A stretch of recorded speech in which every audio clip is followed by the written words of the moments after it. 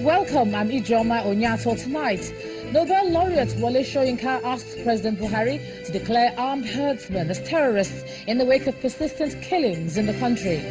House of Representatives appeals to the federal government to take concrete steps towards ending killings in Plateau State.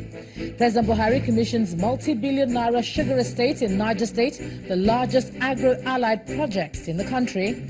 And pedestrian bridge at Florida International University collapses, killing several people, with many others trapped. On business news tonight, Nigeria Economic Summit Group establishes fiscal policy roundtable to boost revenue generation for government.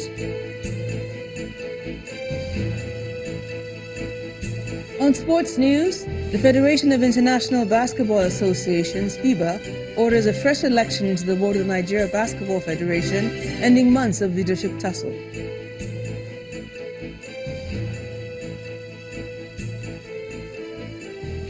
And from Abuja, Senate insists judiciary cannot interfere in the legislative process. Kicks against court order on Electoral Act amendment.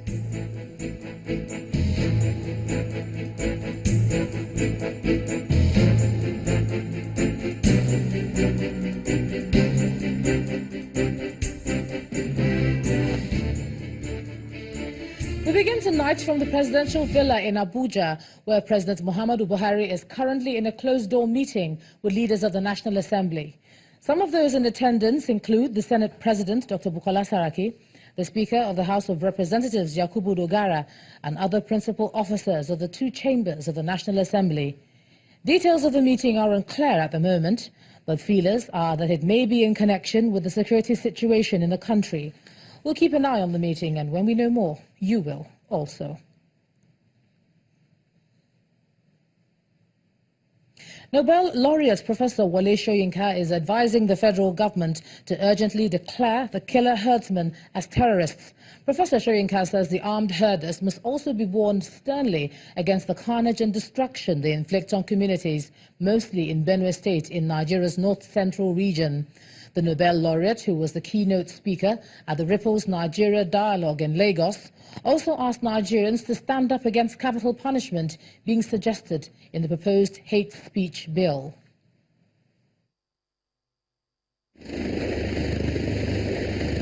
Heavily criticized for not personally getting to the scenes of series of attacks by killer herdsmen in several states of the Federation. At last, the president is doing what many believe is the right thing to do: empathize with victims and their families and get clearer pictures of the situation.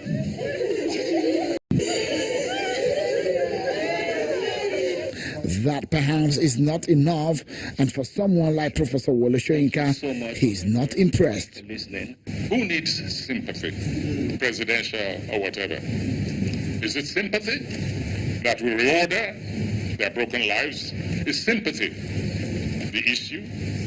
We're speaking here of one eternal commodity that is a fundamental human deserving. Justice, that's what we're speaking about. And this is what the Nobel laureate feels should be done to send a strong message to the killers. We're speaking of the courage to decree such monsters terrorists and enemies of humanity. We're speaking, however, of the people's need for security, and where the structures for that fail, bringing perpetrators to book, even while emplacing deterrent measures against repeat. We're speaking of governance will and responsibility, the readiness to respond with massive punitive action when the fundamental security of a people is violated. As the conversation progresses here, with the audience listening to the scholar with rapt attention, he struck another chord, this time around on what he perceives as unnecessary legislation meant to gag the citizen. Professor Soyinka condemned the proposed anti-hate speech bill. You know that nobody will dare hang someone for hate speech. No, the purpose is simply to silence criticism, to buy themselves immunity, so that any act they commit or any suspected act does not come out in the open. And so they hold the hangman's noose above our heads. It is no doubt that it is a delicate time in the nation's history. The people are desirous of much more from their government, and the theme of the event here, rebuilding trust in a divided Nigeria, simply brings to the fore again the need to attend to those very sensitive aspects of our national life. Sean Kimaloye reporting for Channels Television News. And still on the killings by suspected herdsmen, this time in Plateau State, the House of Representatives is appealing to the executive to take concrete measures in dealing with the situation. Raising it under matters of urgent national importance, a lawmaker from the state, Isaac Gyang, is worried about the deadly insecurity in some parts of Plateau. It is barely 1 week since the president visited Jos, the Plateau State capital, to commiserate with families of those who lost their lives in the farmers-herders clash. But attacks on communities have continued in spite of assurances by the government. At the proceedings of the House of Representatives, lawmakers want a firm action to address the frequent attacks. There is a military-led Operation Safe Haven in Plateau State that has the mandate of enforcing law and order and securing the lives and property of law-abiding citizens. However, despite their presence, the killer herdsmen are still having a field day in killing and sacking whole communities and villages. The motion enjoyed the support of other lawmakers as the Speaker directs its Committee on National Security to address the matter, while a 1-minute silence was held for those who lost their lives. So those in favor of the motion say aye. Those against it say nay. Ayes have it. The matter is referred to our Committee on National Security. Another motion that enjoyed the support of lawmakers is the need to investigate the alleged importation of firearms and military equipment by some politicians. Instead of Nigerian Customs Service to promptly arrest the importer for this treasonable act of importing military hardware and items into the country, the Nigerian Customs Service has curiously requested the importer to provide end-user certificate from Nigeria Security Advisor, which cannot, under the law, authorize any individual or state government to import such item. When we have people allegedly under the cloak of governance importing arms into the country, the question becomes, why are we doing this?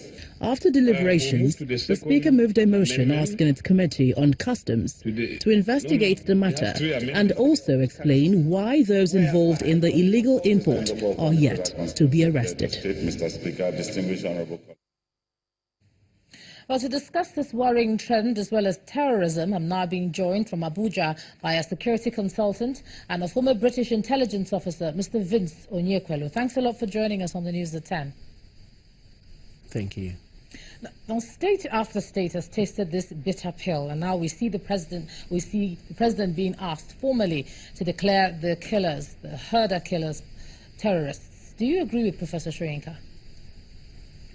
Oh yes, I totally agree with the professor that it's high time we have to, call a spade. Basically, we cannot allow this kind of injustice to keep going in Nigeria without doing much about it. When you want to talk about proscribing a group, a terrorist organization, you have to look at certain elements. Number one, is it intentional violence? Yes, you tick that box. Number two, have they destroyed lives? Yes, you tick that box. Number three, have they destroyed properties? Yes, you tick that box. Number four, have they influenced economic and commercial activities? Yes, you tick that box. Have they stopped people from using their natural resources like the farmers in their communities? Yes, you tick that box. So basically, it's obvious that different countries have different definition for who is a terrorist.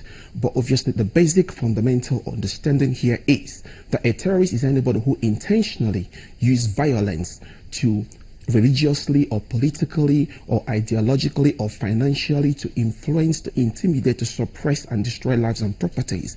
And this is what these herdsmen are doing. So yes, they should be proscribed, and I don't know what people are waiting to do that. All right. Well, the security agencies have been heavily criticized, for their response to all this, and many of the analysts we speak to say that even the army can't do what they should do and respond in the manner in which they should until such a declaration is made. So, what do you think should be done now? Right now, what should be done, obviously, we need to ask ourselves as Nigerians, are we ready to face these monsters face to face? Because if we don't want to face these monsters, we are obviously actually allowing this doomsday to happen to us the next day. Because right now, I can bet you in the next 1 week, you're going to hear them destroying more lives and properties. The bottom line that we need to do 5 basic things. The Attorney General has to wake up from his slumber and do the needful. The IGP of police has to wake up from his slumber, do the needful. Mr. President has to take 2 alternatives.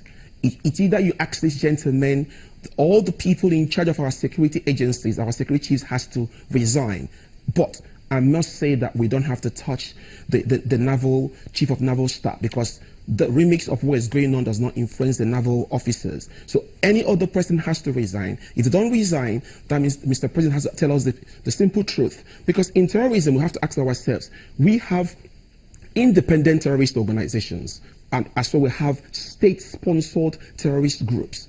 And the word state-sponsored terrorist groups occurs when government forces want to use this kind of groups to enforce their political or government powers inside the people. In terms of what we call the strategy of tension and the strategy of fear.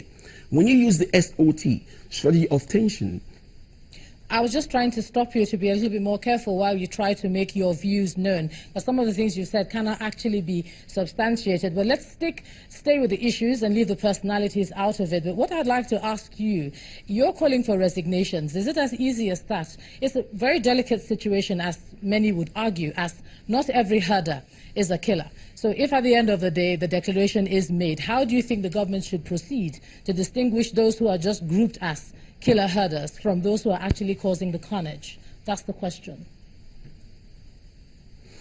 Unfortunately, I must apologize. I did not hear any of the last questions you asked. But obviously, let me just air my view based on the subject matter we are discussing. The audio was horrible at that point. Basically, we have to ask ourselves that the number of lives being lost in Nigeria on a daily basis is terrible.